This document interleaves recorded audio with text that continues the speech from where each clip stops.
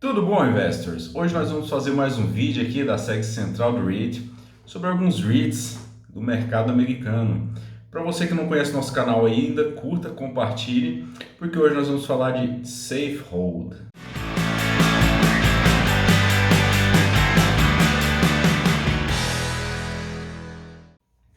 Bem, o vídeo de hoje é um pedido aí do Leonardo para falar sobre Safe Hold. Para quem não conhece esse REIT, ele é um REIT muito diferente, assim, com um propósito, na verdade, que não encontra nenhum par no mercado. Safe Hold é especializado em aluguéis de terrenos. Sei que isso parece muito estranho, a gente pode pensar à primeira vista que ele aluga ali um lote, um terreno para construção de um prédio. Não, ele é dono do terreno, mas o prédio não é dele. Isso é muito diferente quando a gente analisa o mercado americano e não existe nenhum outro REIT que tenha um case tão próximo de Safe Hold, por isso é até difícil ele comparar e ele também é um REIT muito recente. E o que mais chama atenção aqui no caso de Safe Hold é a duração dos contratos. Ele tem uma modalidade de contrato chamada Sale Leaseback. O que é basicamente esse contrato rege? Quando uma empresa, por exemplo, imagina que um prédio que ele está em construção ou ele até acabou de ser construído e aí a administradora daquele prédio precisa se capitalizar. Vale lembrar que dependendo da localidade nos Estados Unidos, como Nova York e Califórnia, o custo do terreno pode representar até 45% do custo total de um edifício. Então, o que essas empresas basicamente fazem? Elas vendem um terreno para Safe Hold, continuam no imóvel, passam a pagar aluguel, lógico, para o REIT, e ali você tem um contrato de triple net lease. Então são contratos onde o inquilino ele fica responsável pela manutenção, seguro e imposto. Mas o que difere muito de Safe Hold dos outros REITs é que enquanto um REIT normal de triple net lease vai ter contratos ali de 15 a 20 anos, Safe Hold possui contratos de até 99 anos.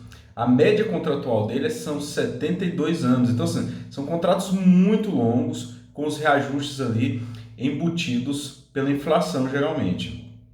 Outra característica desses contratos Safe Hold, que ao término do contrato, o inquilino ele tem a opção, ou ele compra o terreno do REIT, ou o imóvel passa a ser do REIT.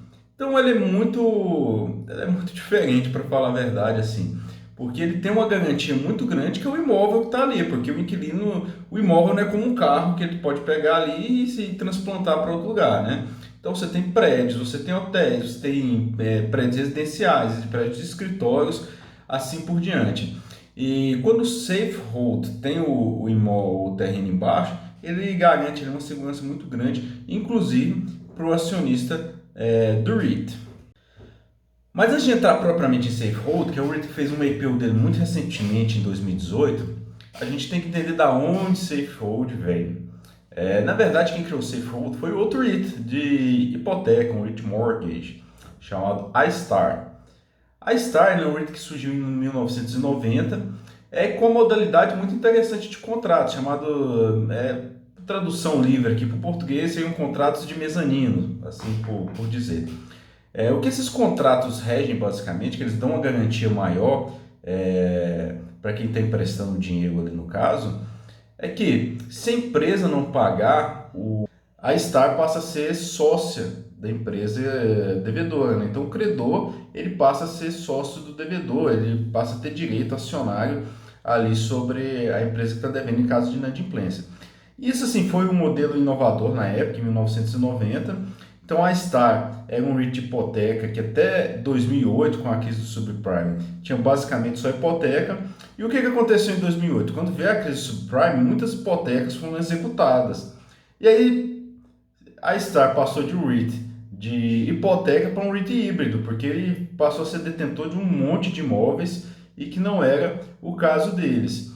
E eles começaram a imaginar naquele momento então, pô, já que a gente tem um monte de imóveis aqui, a gente passa a deixar o prédio com o inquilino ali, aí a gente passa a ser detentor do terreno. E essa foi outra modalidade, assim, uma variância desse contrato de mezanino que a Star inventou, né, confeccionou aí e faz muito sucesso, inclusive até hoje no mercado americano. Então, logo após a crise de 2008, esse REIT passou a ser proprietário de mais de 1 bilhão de ativos e ativos físicos. Então, ele deixou de ser propriamente um REIT só de hipoteca e passou a figurar como um REIT híbrido.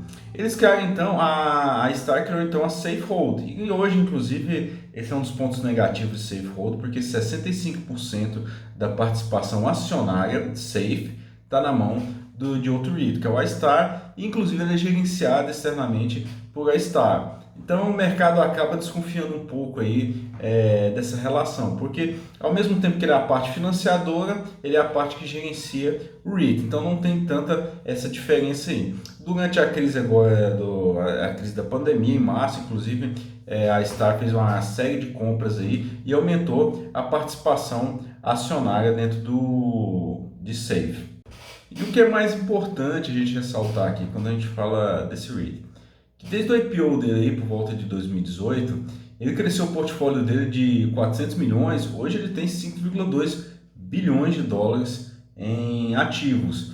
Como vocês podem ver, inclusive na imagem que nós vamos passar aqui, ele tem presença em mais de 30 mercados nos Estados Unidos, sendo focado muito ali naquela região onde está Nova York, Boston, Filadélfia, Washington, e 45% dos imóveis deles hoje estão lá. 23% está na costa oeste, principalmente na Califórnia.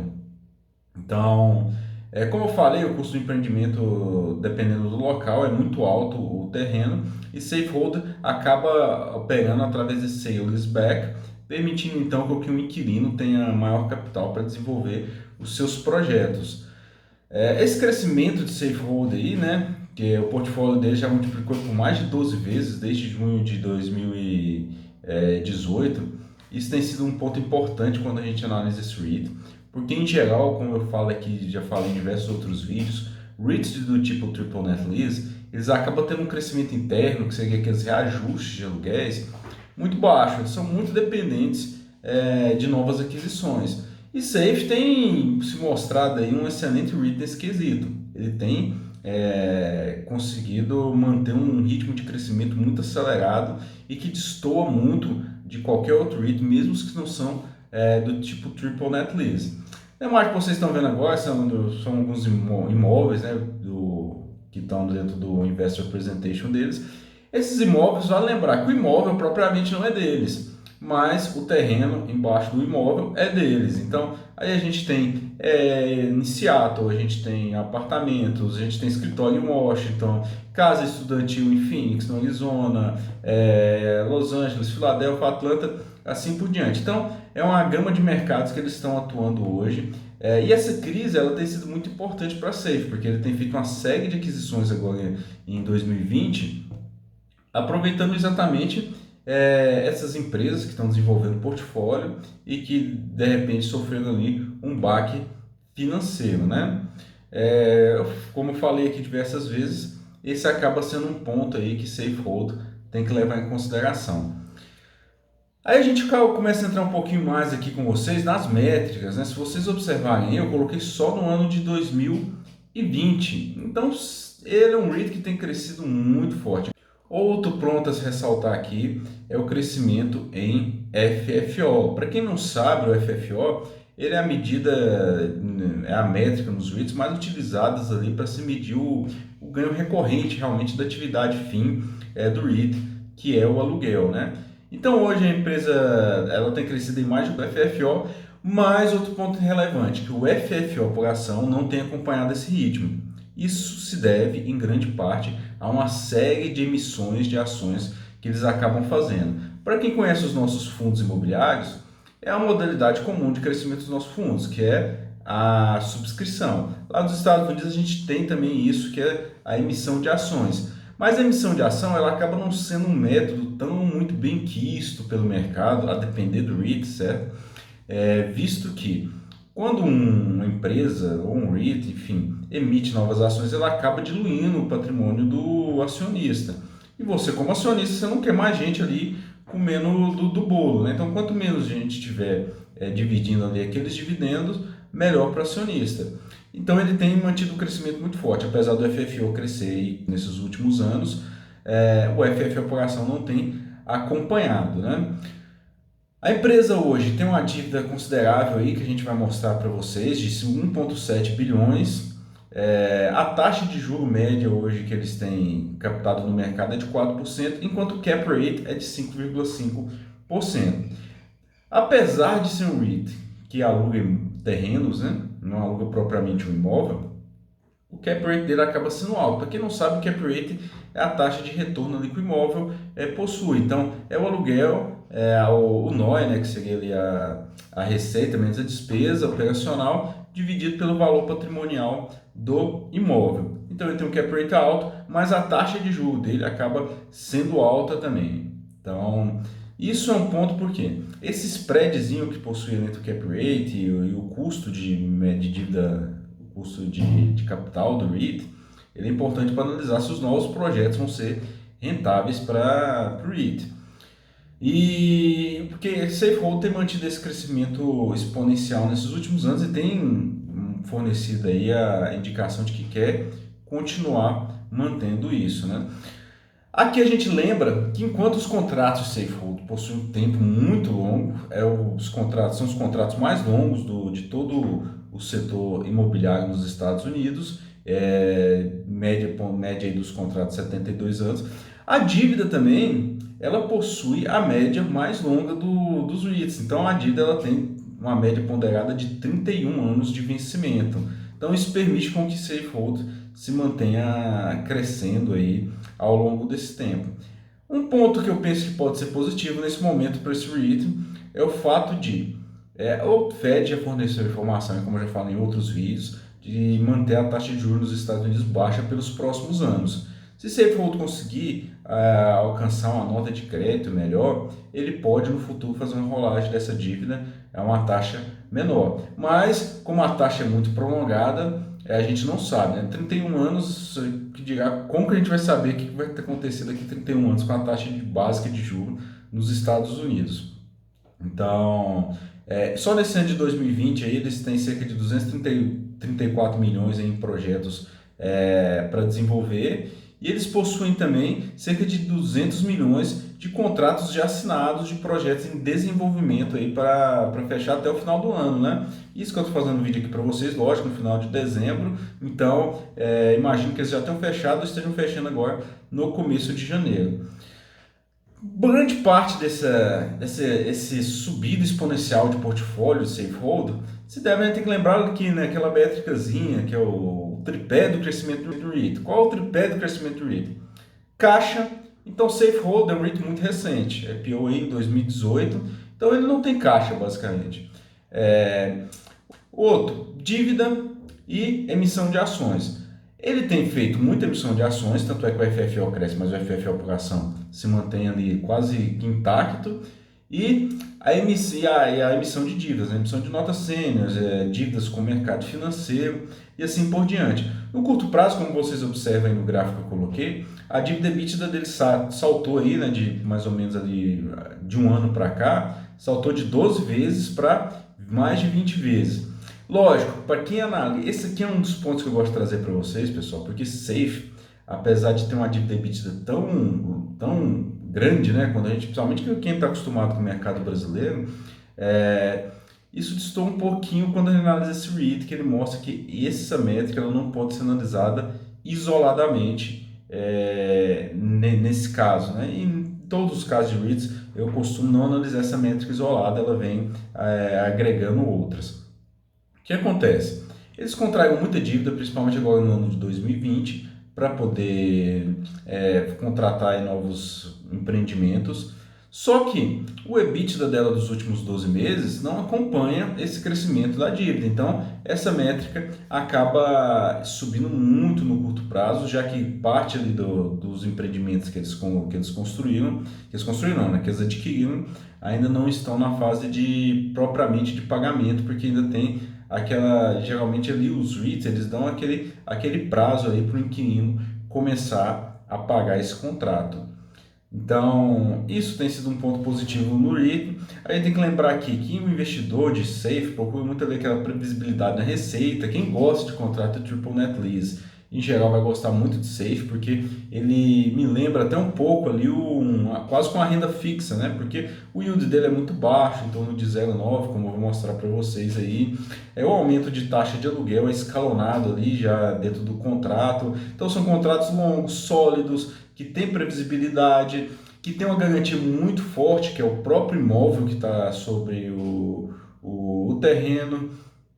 Então, o investidor mais cauteloso, ele acaba procurando um pouco mais esse REIT nesse momento. E principalmente pelo fato de ele ainda estar nessa fase de expansão. Quem quer um REIT focado em quase com a renda fixa ali, com yield de menos de 1% ao ano, que espera um crescimento ainda no curto prazo, ele tem sido um ponto positivo, né? O que pode afetar muito aí são o ciclo de taxa de juros no futuro, já que, como eu mostrei, hoje ele capta uma taxa de juros média de 4%, apesar de ser fixa, isso pode afetar muito ele no futuro, se a taxa de juros nos Estados Unidos subir, ou mesmo se ela se manter estável no curto prazo. Certo, pessoal? Aqui eu mostro no último gráfico aqui para vocês, é o yield médio dele, né, que é um yield histórico, apesar de ter uma história muito curta aí, né, de cerca de 2 anos, mas o investidor ele tem aportado de uma forma constante aí, forte nesse REIT, que tem feito ele subir. E a gente tem que lembrar, né, que a métrica yield, ela é dependente ali do preço no curto prazo. Se o preço sobe,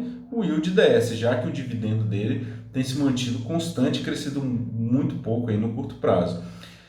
Eu trouxe para vocês esse REIT, pessoal, porque ele é um REIT muito diferente, como alguns pedem aqui, é até difícil um pouco explicar. Ele basicamente é um REIT mortgage a Star, lá nos anos 90, inclusive eles tiveram ali eles tiveram uma sacada muito boa nos tipos de contrato que eles faziam. Com a crise do subprime, acabou virando um REIT híbrido, né? Tinha hipoteca, mas acabou tendo muito imóveis na mão. E em 2018 eles criaram o SAFE, nesse intuito aí de oferecer quase que uma hipoteca, mas com garantia no imóvel. Para quem gosta de um REIT aí de longo prazo, um REIT Safehold tem gerado essa expectativa no investidor. Espero que vocês tenham gostado aqui do vídeo, certo? Esse é um REIT único, não é até difícil comparar ele com outros REITs do setor. Ele é um REIT muito novo, então assim, não dá para a gente especular muito o que vai acontecer com ele no futuro, já que, como eu falei, o crescimento de aluguel dele é muito engessado e ele depende muito desse crescimento de portfólio. Então, até que ponto ele vai conseguir manter isso? Certo, pessoal? Espero que vocês tenham gostado do nosso vídeo. Se você gostou, curta, compartilhe aí. Temos o nosso site também, www.centraldorrate.com.br, onde postamos o perfil desse REIT lá também e diversos outros setores que vocês possam procurar aí. E temos o nosso perfil no Instagram. Um abraço, deixe o seu like, compartilhe e deixe aí seu comentário quais os REITs que vocês gostariam que falássemos no futuro. Até a próxima, pessoal!